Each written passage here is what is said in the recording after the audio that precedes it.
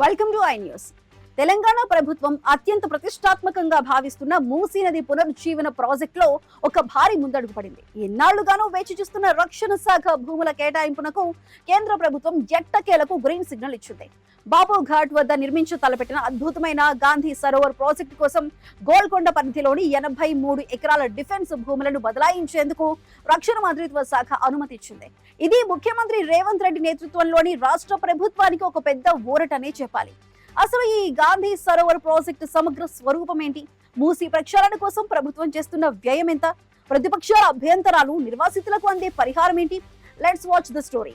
హైదరాబాద్ నగర రూపురేఖలను మార్చేలా తెలంగాణ ప్రభుత్వం చేపట్టిన మూసీ రివర్ ఫ్రంట్ అభివృద్ధి ప్రాజెక్టుకు కేంద్రం నుండి కీలక మద్దతు లభించింది. బాబు ఘాట్ వద్ద చారిత్రాత్మక నేపథ్యం ఉన్న ఈసా మూసీ నదుల సంగమ ప్రాంతంలో గాంధీ సరోవర్ నిర్మించేందుకు కేంద్ర రక్షణ శాఖ వర్కింగ్ పర్మిషన్ ఇచ్చింది. గోల్కొండ ఆర్టిలరీ సెంటర్ పరిధిలోని సుమారు 533.42 కోట్ల విలువైన 83.81 ఎకరాల డిఫెన్స్ భూములను రాష్ట్ర ప్రభుత్వానికి అప్పగించేందుకు అంగీకరించింది. ఈ ప్రతిష్టాత్మక నిర్ణయంపై ముఖ్యమంత్రి రేవంత్ రెడ్డి కేంద్ర రక్షణ మంత్రి రాజ్నాథ్ సింగ్ కు ప్రత్యేక కృతజ్ఞతలు తెలిపారు. ఈ ప్రాజెక్టులో భాగంగా గండిపేట నుండి గౌరెల్లి వరకు మొత్తం 55 కిలోమీటర్ల మేర మూసీ నదిని 5 దశల్లో అంతర్జాతీయ ప్రమాణాలతో ప్రక్షాళన చేయనున్నారు. బాపు ఘాట్ ను ప్రపంచ స్థాయి విద్య, సాంస్కృతిక, ఆధ్యాత్మిక మరియు పర్యావరణ కేంద్రంగా తీర్చిదిద్దటమే గాంధీ సరోవర్ ముఖ్య ఉద్దేశం. ఇందుకోసం మల్లన్న సాగర్ ద్వారా గోదావరి జిల్లాలను గండిపేట, హిమాయత్ సాగర్ జలాశయాలకు తరలించి అక్కడి నుండి మూసీ నదిలోకి 2.5 టీఎంసీల స్వచ్ఛమైన నీటిని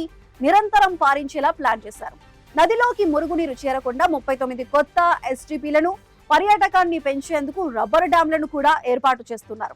ఈ మెగా ప్రాజెక్టు మొదటి దశ పనుల కోసమే సుమారు 10,000 కోట్లకు పైగా వ్యయం అవుతుందని అధికారులు అంచనా వేశారు. అందుకోసమే ప్రభుత్వం తాజా బడ్జెట్ లో ప్రాథమిక పనుల కోసం 1,500 కోట్లను ప్రత్యేకంగా కేటాయించింది. హైదరాబాద్ లో పెరిగిపోతున్న కాలుష్యాన్ని నివారించడానికి, కలుషిత మూసీ వల్ల నల్గొండ వంటి దిగువ జిల్లాల ప్రజలు పడుతున్న అనారోగ్య సమస్యలను దూరం చేయడానికి, భవిష్యత్తులో నగరానికి వరద ముప్పు రాకుండా ఉండేందుకు ఈ ప్రాజెక్టును ప్రభుత్వం ఎంతో అవసరమని భావిస్తోంది. ఈ ప్రాజెక్టుపై ప్రతిపక్ష బీఆర్ఎస్ మరియు ఇతర సంఘాలు తీవ్ర అభ్యంతరాలు వ్యక్తపరుస్తున్నాయి. మూసీ బఫర్ జోన్ ఎఫ్టీఆర్ పరిధిలోని దశాబ్దాలుగా నివసిస్తున్న వేలాది మంది పేద కుటుంబాల ఇళ్లను కూల్చివేయటాన్ని ప్రతిపక్షాలు తప్పుపడుతున్నాయి.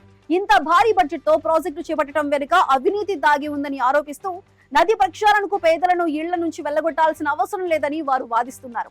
ఈ విమర్శల నేపథ్యంలో ఇళ్లు, భూములు కోల్పోతున్న నిర్వాసితులకు ప్రభుత్వం భారీ పునరావాస ప్యాకేజీని ప్రకటించింది. ఇళ్లు కోల్పోతున్న పేద కుటుంబాలకు నగరంలోని వివిధ ప్రాంతాల్లో ఉచితంగా 2 పడకల గదులు ఇళ్లను కేటాయిస్తోంది. అలాగే చట్టబద్ధమైన పట్టా భూములు, ఆస్తులు కోల్పోతున్న వారికి ప్రస్తుత మార్కెట్ విలువకు అనుగుణంగా ఆర్థిక పరిహారం అందిస్తామని ప్రభుత్వం స్పష్టం చేసింది. ఇప్పటికే భూసేకరణ నోటిఫికేషన్లు జారీ చేసి అధికారులు ముందడుగు వేస్తున్నారు. కేంద్ర రక్షణ శాఖ భూముల బదలాయింపుతో మూసీ పునరుజ్జీవన ప్రాజెక్టుకు ఉన్న అతిపెద్ద అడ్డంకి తొలగిపోయింది.